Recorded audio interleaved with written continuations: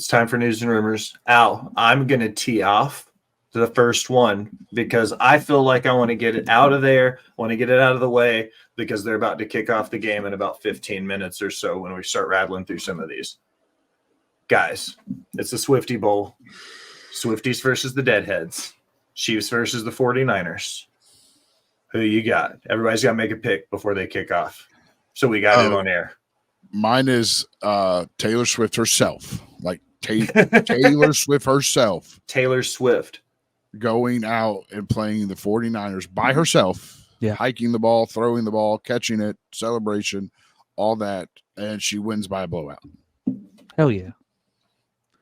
Yeah, I gotta say Taylor. I gotta say the Chiefs as well. I think they're on a hot streak. I think manifestation's a thing, and I think there's a lot of Swifties manifesting the Chiefs win, so she gets a picture with the Lombardi Trophy. Oh my God, the internet, those you talk about Cody crybabies, the football crybabies on the internet are gonna lose their mind when Taylor Swift's holding the Lombardi Trophy tonight. Al, who you got? The Swifties, because that's how it's scripted. So that he can propose to her on the field while they're celebrating. I think you're a witch. Take away the biggest announcement in football by going, "Hey Taylor Swift, will you marry me?" Yeah. Way to steal the spotlight, Travis. I think the NFL's NFL's Sunday though. Yeah, it would be a good Sunday. I think the NFL's as big of a work as WWE. I'm going to go Chiefs, but it's going to be a close game, and I'm going with Al. Travis proposes after the game. It's actually like a line in Vegas. Mhm. Like you can bet on whether he proposes to her or not. It's a work, just like Rihanna. It's a work. Al, it's your show again. I'm sorry. I'm going to read two headlines together. Okay. Regarding the Vince McMahon sexual abuse allegations, a longtime employee of WWE told Fightful they don't believe that the Janelle Grant lawsuit is the worst of it, as there were bigger settlements than Grant's. One industry source told Fightful, Fightful spoke to said they know of more people involved in the McMahon scandal. This person has been contacted by reporters, attorneys, and the like already, and have indicated that if the additional names involved aren't identified, they'll do it themselves. Oh. Yeah. I know that there's going to be a large contingent of the internet saying innocent until proven guilty, but let's go ahead and start digging that hole for Vince. Let's just, you know what? I can always fill it in. I can get a backhoe and fill it in easy, but I think it's probably just best we go ahead and find him a place to be, because it is a bad scenario. I read the 67 page. I actually read it on my YouTube channel if you want to go watch it. I don't recommend it. The audio is terrible and the subject matter is literally Written like a snuff film. It's horrifying. It's horrifying. But the one thing that is insane to me is we're all still talking about Vince McMahon, right? WWE's done a fantastic job making you forget that they're listed as a defendant as well. It's Vince McMahon, Johnny Ace, and World Wrestling Entertainment. Like, I know the feds are investigating Vince McMahon right now for this. I think it's only a matter of time. Logically speaking, I think that there is going to be a raid of WWE at some point to figure, or at least a lot of questioning. If more people come out, this is a news story that's not going away. Depending on like who you talk to, people say, "Oh, the Rock thing was to get you to stop talking about it." It's not going away, folks. It's not. I talked to a lawyer after everything came out, and I never made any TikToks about it because he told me, he said, you need to be careful because Vince McMahon is notorious for bundling people together and suing for slander after the fact if he were to settle this case or anything. So he warned me. He was like, be careful what you write, be careful what you make on videos, be careful what you say. I was like, fair. So I asked some questions about it. One of the questions was, if this makes it to trial or in front of a judge and it goes to discovery, will we find out who WWE official 1, 2, 3, 4, who the superstars that are in quotation marks, who are the fan club boys that were on the tech crew? He said 100%. He said that we would get all of those names in discovery. So that's my biggest question. If I were to be in the press conference that we were putting in quotation marks, Triple H, are we closer to getting the names in Discovery as to who these people are? Because it's not just Vince. There were at least 4 other high-ranking executives that knew what were going on that we haven't got names for yet. There were superstars that knew, that got videos and text messages from him that we don't know yet. We'll find out for sure if it's Brock Lesnar is the listed UFC superstar, that champion that was renegotiating contracts. Everybody's pinned him as being the person, but we'll get all of those answers when it hits Discovery. And Wasn't he named by name in the documents? Multiple the article, times. but not the article, but not the document. Not okay. Not the actual court document. Everybody doing their due diligence pulled it out that it was around the time he was re-signing with the company and all of that. He was the only ex-UFC champion at the time negotiating contracts. Ronda wasn't, and Cain Velasquez never signed anything more than like the 3 dates that he did. What, in 2019? And Riddle wasn't a champion. Yeah, and given the fact Cain Velasquez is brought up on some other charges from somebody doing something to his child, I highly doubt that he would have been cool with Vince McMahon's alleged offer if it was Cain Velasquez that is right.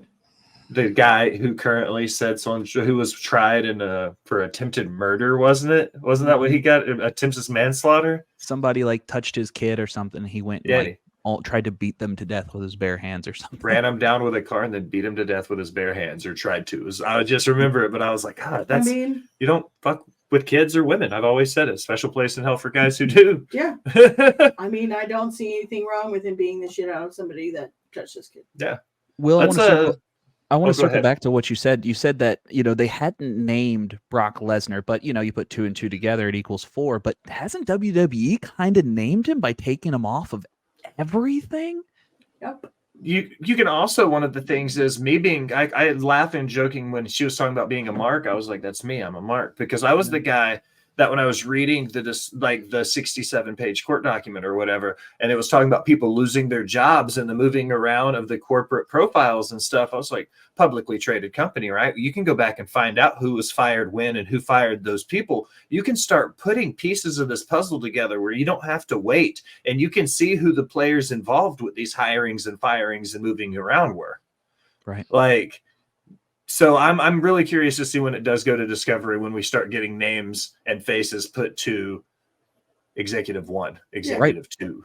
Because now we got the feds involved, and it's not just a civil suit. The feds are involved. This is like, do you remember Vince McMahon when he beat the steroid trial? He came out and he said, I beat the United States government.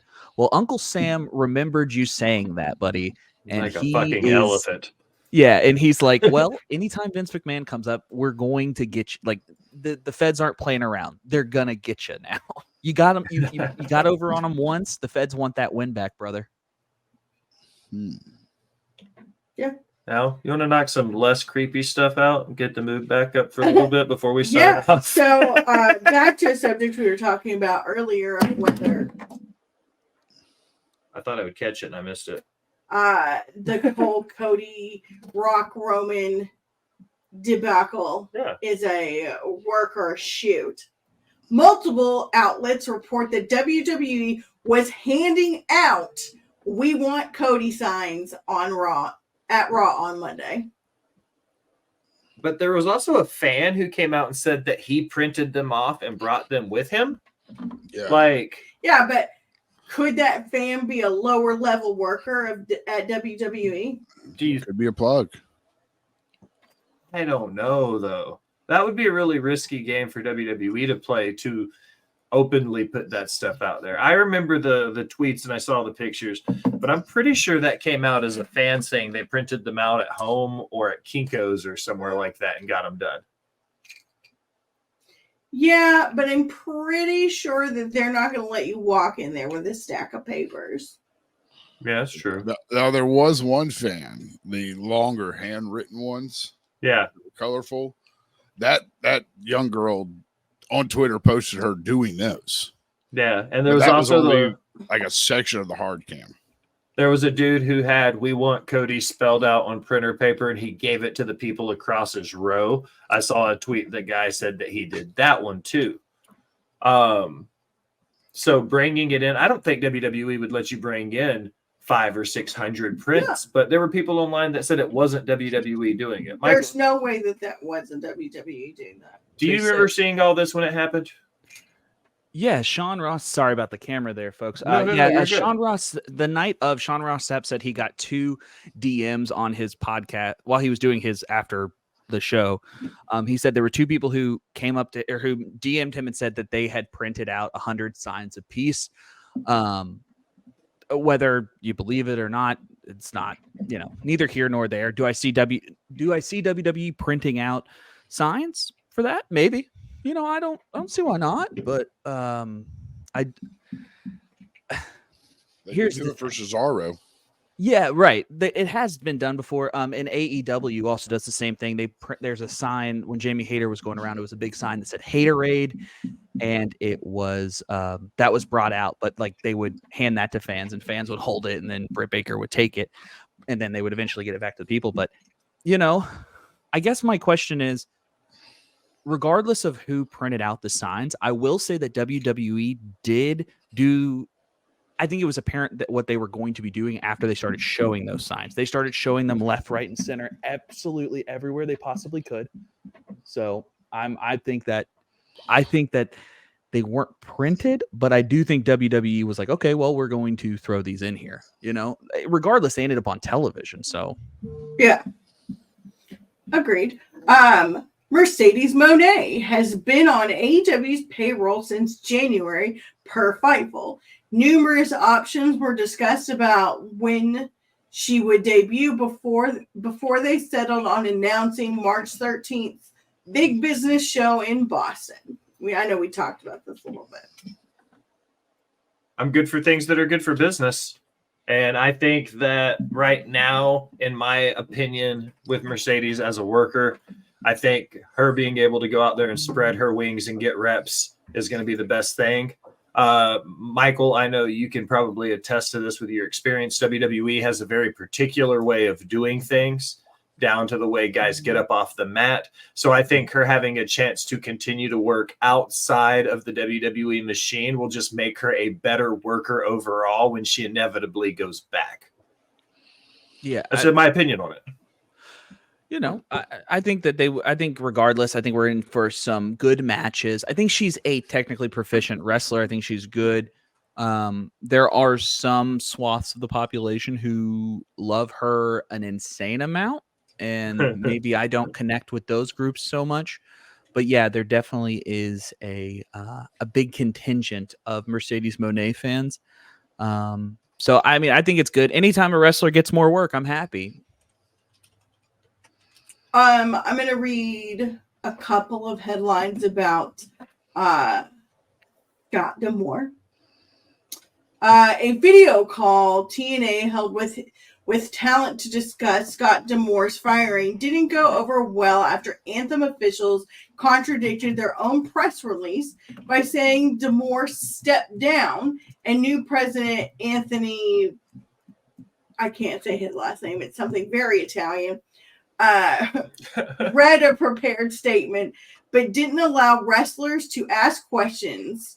That was from PW Insider. Fightful report on D'Amore's exit confirmed that talent aren't happy. They said they haven't been given a reason for the move beyond what was in the public announcement. One wrestler told them he heard Anthem wants TNA to be more closely associated with them rather than D'Amore. And then House of Wrestling heard that there were 2 video calls, and that the first ended with TNA producers Tommy Dreamer telling talent that if they wanted out of their deals after D'Amore's firing, they could have those discussions with the company privately. Well, do we think a bunch of talent's going to jump ship? I think Giselle will. Yeah. So here's what is, I guess I'm out of the loop a little bit of what is known publicly. I've been told some things privately that I don't know are specifically out there yet.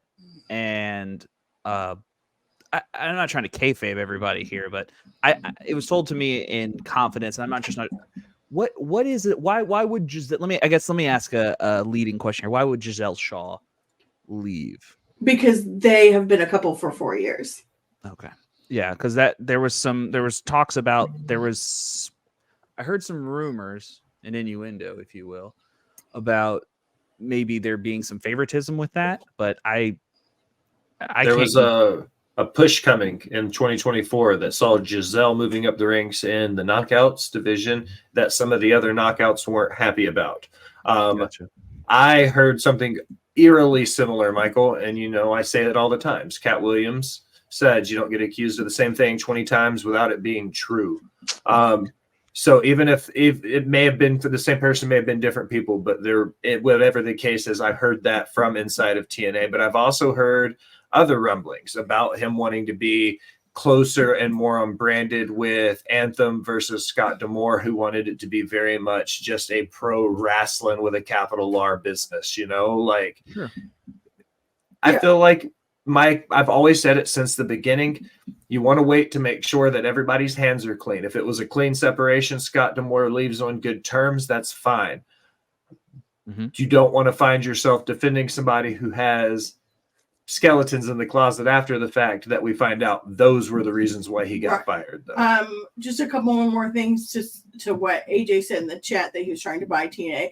According to PW Insider, in the weeks before Scott D'Amore was fired by Anthem, he approached them with an offer to buy TNA outright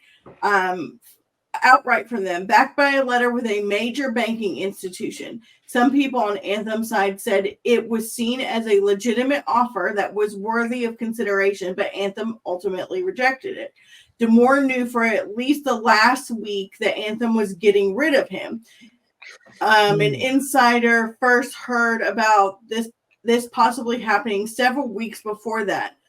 Meltzer adds that D'Amore had a dispute with management over TNA's budget. Oh, I'm sick to my stomach for him.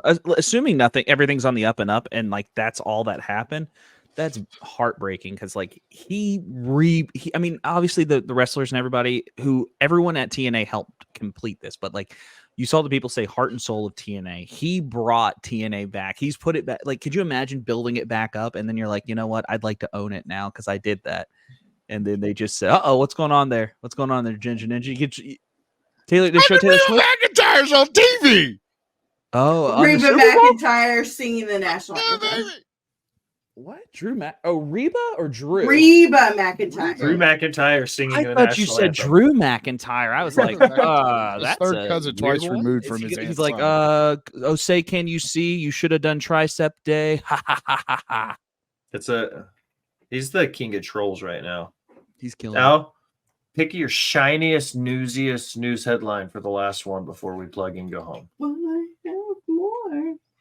It's fine. I'm just gonna run through like one real fast, and then I'm gonna do my shiniest one. Okay. We better be getting Jay versus Jimmy at WrestleMania, or I'm gonna be pissed. I pretty much agree with that. Yeah, 100% there. Let's see. As far as the WrestleMania XL kickoff press conference is concerned, the Wrestling Observer newsletter said the press was told the day of the show that there would be no questions allowed. Meltzer speculates that WWE didn't want TKO board member Dwayne Johnson to be asked any questions about Vince McMahon's sex trafficking allegations, pointing out that Pat McAfee avoided the topic when interviewing The Rock earlier that day. Yeah, I saw that. I tuned into that whole thing. I was like, oh, is Pat going to do a journalism? And I was like, no, Pat's going to do a PR piece. Yeah. And this is my last one, I swear to God. Okay. It's really short. Zarian says that AEW has a mission statement to make their women's wrestling better as a whole. That is a key thing for them this year, and Mercedes Moné will be the centerpiece of that effort when she debuts for the promotion. It can't get any worse than that's a low lift, bud. That's like just saying I'm gonna be better. No, I'm gonna do better. Yeah. Good They on need you. they need to bring in a Mickey James or a Gail Kim and give them the women's division. Mickey James is Tony busy, needs- babe. She's booking Ohio Valley Wrestling now. Is she? I did not. I don't pay attention to Oh, I don't know. know It's what's in my going on. it's a mile and a half away from where I'm currently sitting. So I kind of I get the news. But someone that I mean, I know he's in WWE, but bring in Finley. Like, he was a big thing with the women's division. Yeah. Like Yeah. you need someone to take that women's division and platform it.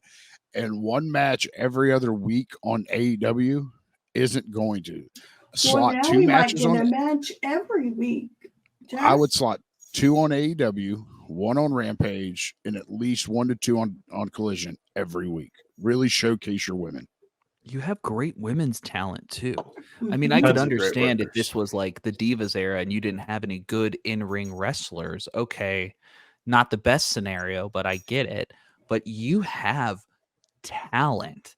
Like even on ROH, your women's roster on ROH with Athena and Billy Starks is absolutely stacked. Like, what are you doing?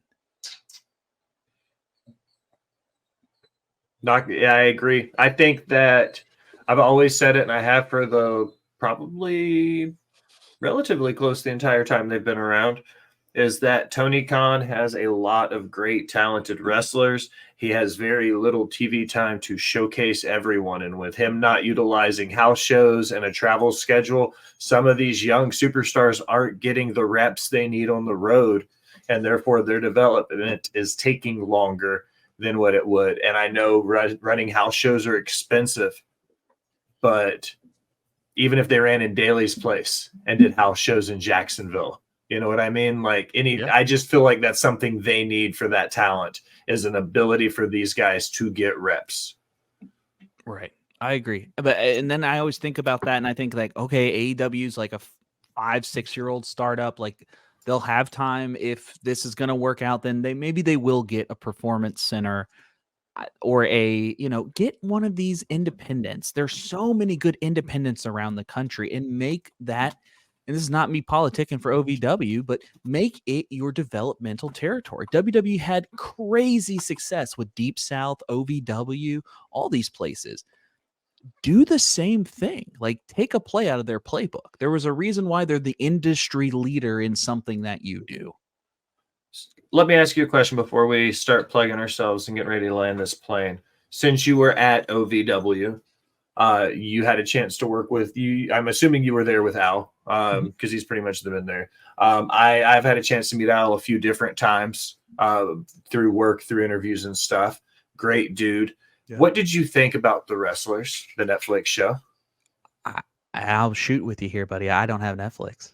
Really? I don't. You didn't even watch? Okay. I didn't even watch it. I was just out of curiosity with your attachment to the promotion and everything. I was just curious. That's all. Oh yeah, no, I completely get that. I've heard great things. All my friends who are wrestling fans too talk to me about it. They say it's great. The group the group of people they have over there running right now is second to none. Like they're great. They're doing good. When I was at OVW back in the early 2010s, we were trying to get a reality show then. So I'm glad to see it actually come to fruition and get it done because OVW is hot again here in Louisville. So anything that gets pro wrestling more exciting in your local, I'm for it. We still have to make a trip up there and go to an OVW show. Louisville's not far from Nashville. Just throwing that out there. What's your local indie down there? We don't have one right now. Under Southern Underground Pro SUP, they kind of folded in 2019. So we go to New South and we do production work for AWF out of Ringgold, Georgia. We do camera and hard camera, roaming cam, still photos, that side of production for AWF. Nashville. I'm so sorry. No. I'm interrupting you. You go ahead. Nashville doesn't really have much of an indie scene. We have what do I call them? The muddiest of mud shows. But nothing more than like I'm gonna buy a ring and throw it up and like train some guys for 2 weeks, and we're gonna have a wrestling promotion. Hell yeah. I love all, I think all of wrestling is good wrestling. Like I love the top tier, you know, your WWEs, your New Japans, your AEWs, but I love the Outlaw Mud Show bullshit. Like if it's in a parking lot, oh, even better. The least hospitable environment to watch pro wrestling, the better for me. I watched what was it? They had IWA Mid South used to be here, and we had they had a King of the Death match in the middle of July in a 90-degree or in a 98-degree freshly asphalted parking lot. It was the worst show I've ever been to, but also the best show I've ever been to. We saw a death match that had Christmas cookies. That was at a New Yeah. South show. We had a local indie here during the pandemic that was pretty good called AEW, but other than that, like we live so close. I live in Jacksonville, so I live so close to Orlando. NXT does their house shows here, so it's very saturated when it comes to we don't really have one indie other than the USWA. I mean, the Pope does charity events with wrestling, but it's not a consistent storyline or anything. Sure. But when it comes to just like a down to earth indie, you can ask them. I don't live that far from Orlando. You want to go watch something? Go down and watch NXT on the week. It's free. Hell yeah. Love to go. All right, guys. Al, you want to do your power of positivity before we sign and go home? Power of positivity, ladies and gentlemen. Tell us what we're looking at, because this picture is probably going to be hard to see. It shouldn't. But Oh, there it is. The picture shows up a lot easier than oh, text. we just wanted to give a little congratulations to one Sonia Deville. She's amazing, but we wanted to congratulate her on her nuptials yesterday. It was a star-studded wrestling event. Covered by People Magazine, apparently, according to Instagram. Wow. Yeah, People Magazine covered it. A former WWE female wrestler whose name escapes me at the current moment actually officiated the wedding. So yeah. So congratulations. Wasn't it Medusa? No, not that I'm aware of. It's Medusa drops the wedding rings in the trash can. no, it was someone young. Okay. It was You got it? Maria Menounos. Oh, Maria Menounos. She was a guest wrestler with Eva Torres at WrestleMania. She also hosts Entertainment Tonight.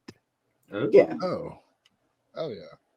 So congratulations to Mrs. and Mrs. Sonia Deville. Yeah. Or Daria. What is it? I can't say her last name because also very Italian. Baronato? Mrs. and Mrs. Baronato. They're taking Sonia's last name. Or Daria. Her name's Daria, which I love. I love that for her. So, yay for them. All right. Let's go watch some foosball before we leave. Michael, what's new and exciting with Suplex Media over on YouTube? Tell everybody what you got going on, where to find you. Plug everything you need to plug, my friend. Yeah, I appreciate you guys having me on. First of all, great show. Thank you all so much. Everyone is tremendous over here. So if you're not already following these cats, please do. And if you're not following us over at our YouTube channel, please consider doing so. Tomorrow morning, I have a tier list of the top gifts to get wrestling fans for this Valentine's Day or any holidays. Really, that'll be coming out tomorrow morning. Later this month, we are also doing new episodes of our game show over at youtube.com/suplex_media.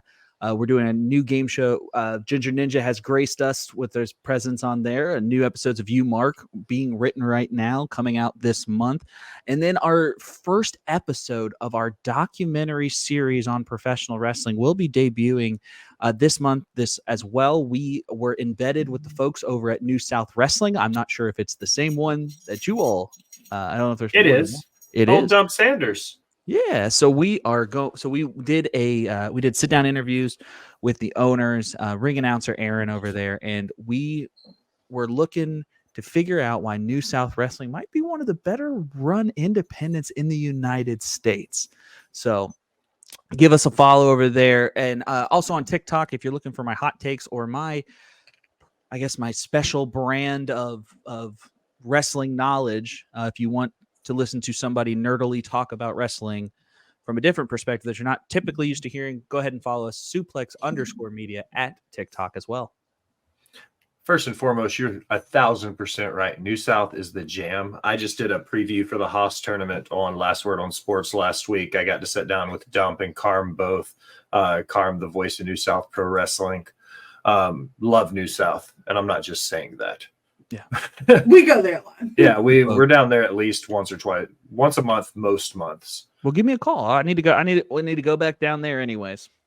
We'll be down there. This is a no free shout outs, but the Haas tournament is 1st and 2nd of March. We're going to be down there, oddly enough, shooting footage for a documentary. We're going to be down there all day that Saturday from early in the morning when the boys start showing up down till the ring comes down that night, filming footage all day. So that's March 2nd. Bo. Yes. What's new and exciting in your world? Quit watching the foosball for a second and plug yourself live on air. The foosball. He's watching for Taylor. I'm waiting for the first Taylor spot, dude. There's money on this stuff. First Taylor spot, and it involves a table and Bully Ray Dudley. Yes. I'm impressed she got him up for the spot, though. Yeah. Yeah. You can find me here every Sunday and Thursday for Botch and Chair Shots and Nerdy News. You can catch me Tuesdays and Sundays on Off the Top Media for Sorry for the Interruption, which we will be going live after the Super Bowl, after the trophy and all the festivities have died down. They're on Tuesdays for NXT on Tap. Anywhere else you want to find me, follow me on Twitter at Jaxpo2020. Al? You can always find me here and nowhere else on River City Radio, Botch Butts and Chair Shots on Sundays. This Thursday, Boss Bitch Trivia will be back. We will have Cody Cornett defending his title. So whoever wants to challenge Cody, please slide into the DMs and we will get that going. Follow me on Instagram, TikTok, and Twitter at JustAGirl918. For those keeping count on YouTube, Nerdy News will be back on Thursday at 4:20. The movie this week will be The Underdogs with Snoop Dogg. So we're going to watch that. My housekeeping stuff, as always. Follow us anywhere you do anything on the internet, Facebook, Instagram, iHeartRadio. Literally, you have all the options. If you check the links in the description, there's one for Discord. It's your direct link to all the hosts and producers for Rivet City Radio and Off the Top Media. Directly below it is my Spreadshirt. It's our spread shop. That's all of the Botch Bots and Chair Shots Off the Top Media merch, all of that fun stuff. But most importantly is your Amazon Prime subscription. If you have a Prime subscription, you get a Twitch gaming subscription. It is free every month. You give it to us, you give it to the Wolfpack, you give it to Creation World, give it to any of your favorite Twitch subscribers. As long as Amazon doesn't get it, Jeff Bezos has too much fucking money. Michael, Bo, Al, anything for the class before I talk real fast? Not for me. I just want to remind everybody that pro wrestling is predetermined and your life isn't. So go out and do something good today. Touch grass. Touch some fucking grass. Or sand if you live in the desert. Yeah. Touch the ground. Snow if you live in Canada. Snow if you live in Canada. Snow. But now, as we close another episode of Watch Share Session, we'll take a minute. Thank you for listening. Remind you to go wherever you do anything on the internet. Like, follow, subscribe, unsubscribe, and then subscribe again. Leave a comment. Tell me how great I am or how terrible I sound. Either way, it helps the algorithm and helps find new listeners. If you're feeling really generous to be one of the VIP people, head over to patreon.com and donate to the Rivet City Radio Podcast Network. You get some fantastic swag. We get some fantastic guests. It's a win-win for the Ginger Ninja Jaxpo, for Michael from Suplex Media, and for the Boss Bitch Al. I am the Will Gray. Thanks for stopping by and listening, my people. So long.